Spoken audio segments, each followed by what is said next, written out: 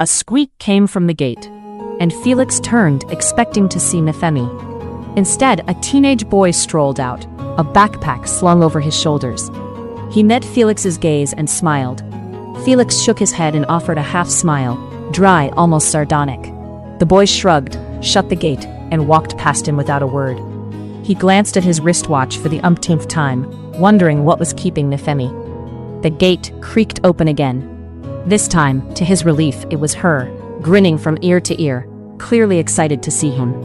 "Hello, my love," she said softly, still wondering why Felix had insisted on seeing her outside the gate. "Forgive me for keeping you waiting." She wrapped her arms around his neck, expecting him to pull her close like he usually did. But he didn't move. He stood there, still and unresponsive. Concern flickered across her face. She pulled back and looked up into his eyes. "You look rather cold. Did I do something wrong, besides keeping you waiting outside? I still don't understand why you wouldn't come in." "I needed to talk to you alone," he said, avoiding her eyes. She gently took his hand. "Are you okay?" Felix looked at her, his black eyes darker than usual, unreadable. "I would be, if you'd stop clinging to me like a bee." She let go of his hand sharply, like someone dropping a hot object they'd picked up without thinking.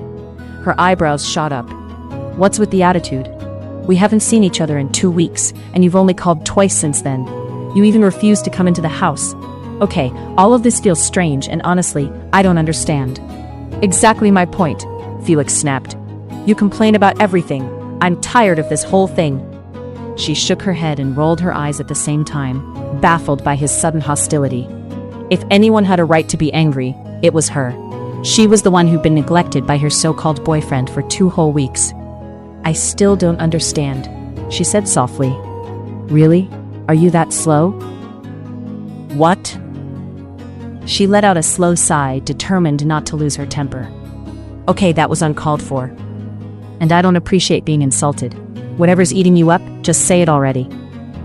"Well, since you still don't understand, let me spell it out." He cleared his throat. "You're the one eating me up."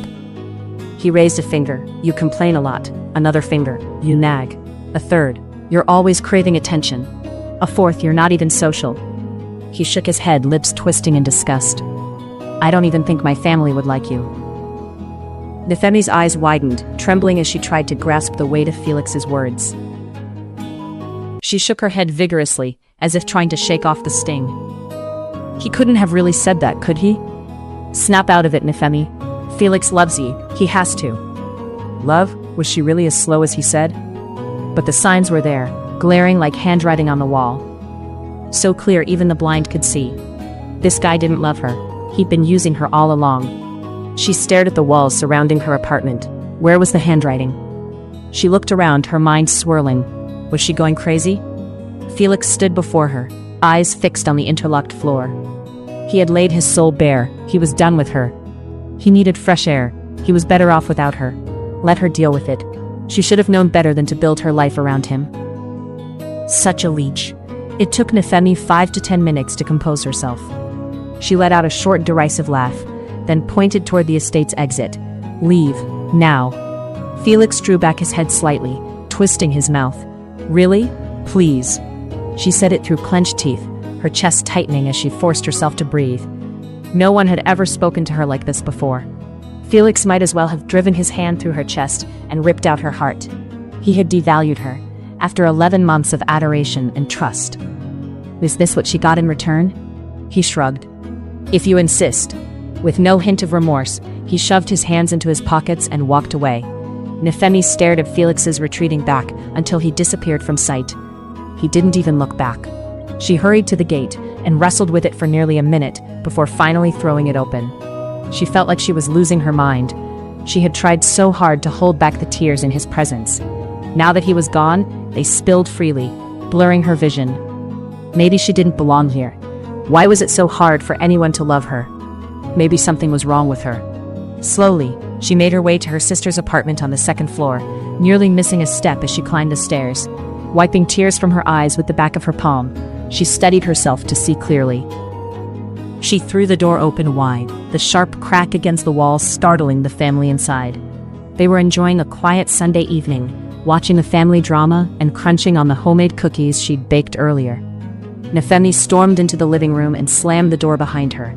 Her little 3-year-old niece, Grace, cringed in fear. The whole family, except little Grace, wore the same expression, a mix of irritation and confusion. Just 10 minutes earlier, Nifemi had left the apartment glowing with excitement. Now, they wondered what could have caused such a sudden change. Oblivious to the family's presence in the living room, Nifemi's chest tightened with grief. Tears streamed down her cheeks like rain pouring from a broken cloud. She hurried toward her room, only to trip over Grace's doll lying carelessly on the floor. She nearly fell face first, but caught herself on the arm of the sofa. Regaining her balance, she muttered something that sounded like a curse. Upon seeing what Nifemi had done to her cute doll, Grace jumped down from the sofa, fear now replaced by sadness over Sally's broken arm. She picked up the plastic doll and let out a sharp cry. "Daddy, Auntie Nife broke Sally's arm." Unfazed and without a hint of guilt, Nifemi continued toward her bedroom. She shut the door behind her, turned the key, and collapsed onto the bed. Only then did she allow herself to sob freely. Her chest slowly began to unclench as the tears she'd fought so hard to suppress poured out in waves. She clutched her pillow tightly, burying her face in it, as loud, unrestrained sobs filled the room, loud enough to be heard from the living room. Back outside, Grace frowned at her doll's broken arm, fresh tears trailing slowly down her cheeks. Paul, who had been trying to process the drama that had just unfolded in his living room, finally got up and gently scooped his tearful daughter into his arms. "Auntie Nife is mean like Dorothy," Grace sniffled. "She broke Sally's arm and didn't even say sorry." Dorothy was a cartoon villain who had once destroyed her half-sister's doll, Grace's benchmark for ultimate meanness. Paul touched her cheek softly and wiped away her tears. "Come on, Grace, don't say that. Auntie Nife isn't mean like Dorothy. She's just sad." Grace stared up at her daddy, confused. "Why is Auntie Nife sad?" Paul sighed, brushing another tear from her cheek. "Because someone hurt her and made her cry." Grace shook her head slowly, the frown still etched on her tiny face. "Then that someone is the one who's mean like Dorothy." "Yes, he is," Moyo said firmly as she rose from the sofa. "I'll go check on her." Paul nodded and returned to his seat, placing Grace gently on his lap. He pulled her close, resting her head against his chest as her small fingers clung to his shirt. Meanwhile, Moyo walked over to Nifemi's bedroom door and gave it a soft knock.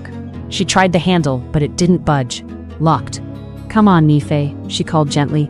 "Please open the door." From inside, Nifemi's muffled voice came, thick with sobs. "Go away, Moyo." Moyo sighed and leaned her forehead lightly against the doorframe. Must have been a terrible breakup." There was a pause, then a hoarse voice. "Did you say something?" Moyo straightened, caught off guard. No, not really. I said, go away already. Is that too much to ask?" Her words were sharp, raw. "No problem, dear," Moyo replied calmly, keeping her voice low and patient. "I'm here whenever you're ready to talk." "I'll keep that in mind," Nifemi muttered coldly, before burying her head once more into the pillow. Moyo shrugged and walked back into the living room. Her only sister could be incredibly rude whenever she was hurting. It frustrated her. If only Nifemi were more like her. When Moyo was upset, she leaned into love. She sought the comfort of those who truly cared, cried on familiar shoulders, and let their presence ease her pain. But Nifemi was different. She shut people out, wounded those who cared the most, and built walls around her heart. It was a cycle Moyo had seen too many times. Nifemi's self-imposed isolation never brought her healing, only deeper misery. Not even her beloved pillow offered her real comfort. Worse still, she dragged everyone else into her storm. The evidence was clear as Moyo re-entered the room. The atmosphere had shifted. The once vibrant living room, buzzing with laughter and the sound of their favorite family drama, had fallen silent. Everyone was still, eyes fixed on her, a quiet question written across their faces. "She didn't let me in," Moyo said quietly, lowering herself onto the sofa, beside her 7-year-old son, Seth.